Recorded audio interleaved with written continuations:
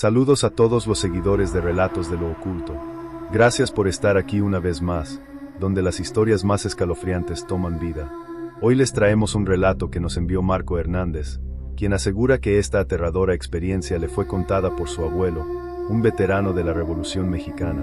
Se trata del encuentro de un pelotón con una figura oscura y sobrenatural conocida como el monje de la guerra. Una advertencia: este relato no es apto para los débiles de corazón. Acompáñennos a sumergirnos en esta pesadilla, donde el horror se mezcla con los ecos de una época llena de muerte y desesperación. Era el invierno de 1912, y la Revolución Mexicana estaba en su apogeo. Mi abuelo, Francisco, tenía apenas 19 años cuando se unió al ejército revolucionario. Esa noche, su escuadrón había sido enviado a un pequeño pueblo del Bajío que los federales habían tomado hacía unas semanas. La misión era recuperarlo. Cuando llegaron, encontraron el lugar en ruinas, las casas quemadas, el aire cargado de cenizas y un silencio que resultaba más opresivo que el sonido de las balas. El enfrentamiento comenzó al caer la tarde. Francisco estaba con su mejor amigo, Antonio, y un grupo de 15 hombres más. Las balas cruzaron el aire durante horas, y cuando finalmente el ruido cesó, lo único que quedó fue el gemido de los heridos y el olor a sangre fresca. La mayoría de los hombres de su escuadrón habían caído, y los pocos sobrevivientes se escondieron entre los cadáveres, esperando el amanecer. Francisco y Antonio estaban agazapados en una zanja, con los ojos fijos en el cielo. Pero entonces, lo escucharon. Primero fue un murmullo lejano, como un viento extraño que traía consigo un canto grave. Antonio se tensó y agarró el brazo de Francisco. ¿Escuchas eso?, le susurró, su voz temblando. «Es el viento», respondió Francisco, aunque en su interior sabía que no era cierto. El sonido se hacía más fuerte. Era un cántico, profundo y solemne, en un idioma que ninguno de los dos podía entender. Y entonces lo vieron. A la distancia, entre los cadáveres esparcidos en el campo, una figura encapuchada caminaba lentamente. Llevaba una túnica negra que parecía absorber la poca luz de la luna, y en su mano derecha sostenía un rosario cuyos cuentas brillaban débilmente. A cada paso, el canto se volvía más ensordecedor, y los cuerpos de los caídos parecían moverse, como si algo los estuviera llamando desde el más allá. «Por Dios, ¿qué es eso?», exclamó Antonio, apretando su crucifijo con tanta fuerza que sus nudillos se pusieron blancos. La figura se inclinó sobre uno de los cadáveres, un soldado que había caído hacía apenas unas horas. Francisco lo observó con horror mientras el monje colocaba su mano pálida sobre el pecho del muerto. Entonces, el cuerpo se arqueó, como si una chispa de vida lo atravesara, y dejó escapar un grito desgarrador, un alarido que no parecía humano. «No puede ser real», murmuró Francisco, pero sus palabras eran ahogadas por el terror que lo invadía.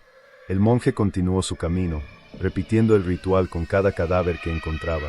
Los cuerpos gritaban, se retorcían, y luego quedaban inmóviles otra vez, como si su alma hubiera sido arrancada de un tirón. Pero lo más aterrador era su rostro, o más bien, la ausencia de él.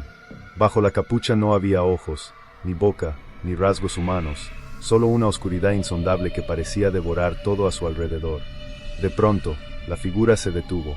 Giró lentamente su cabeza hacia donde estaban escondidos Francisco y Antonio. Aunque no tenía ojos, ambos sintieron su mirada clavándose en ellos, fría y vacía. «¡Corre!», gritó Francisco, empujando a Antonio para que se levantara. Pero antes de que pudieran moverse, un viento helado los envolvió, paralizándolos en su lugar. El canto ahora estaba dentro de sus cabezas, resonando como un eco que no podían ignorar. El monje se acercó, cada paso retumbando en sus oídos como un trueno. Francisco quiso gritar, pero su voz no salía.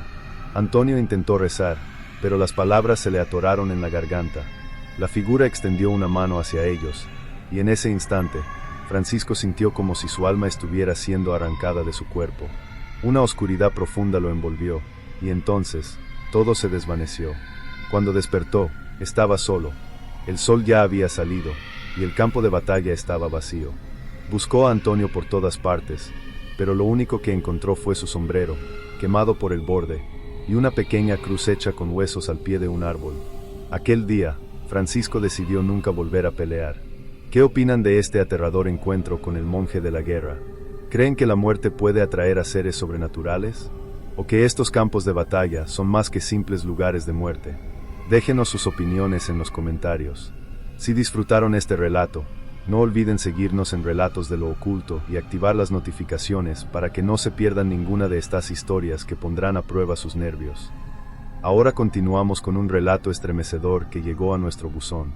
Nos lo compartió Claudia Méndez, una historiadora que asegura haber recopilado este testimonio de los habitantes de un pequeño pueblo en el centro de México.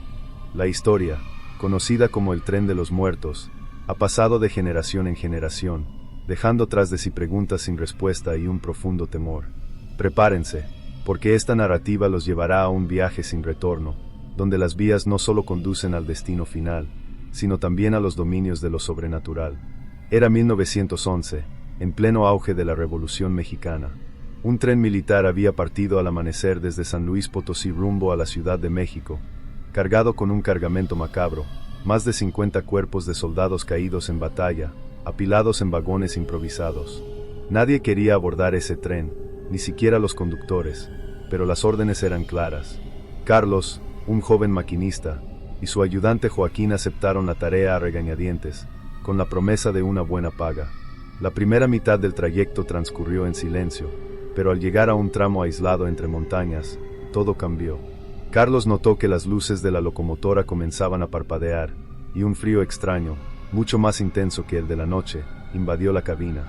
¿Sientes eso?, preguntó Joaquín, frotándose las manos mientras su aliento se volvía visible. Sí, pero no puede ser. No estamos en altura como para este tipo de frío, respondió Carlos, nervioso. Fue entonces cuando lo escucharon, un murmullo proveniente de los vagones traseros. Al principio pensaron que eran los chillidos del metal, pero poco a poco el sonido se convirtió en algo más claro, susurros, como si decenas de voces estuvieran hablando al mismo tiempo.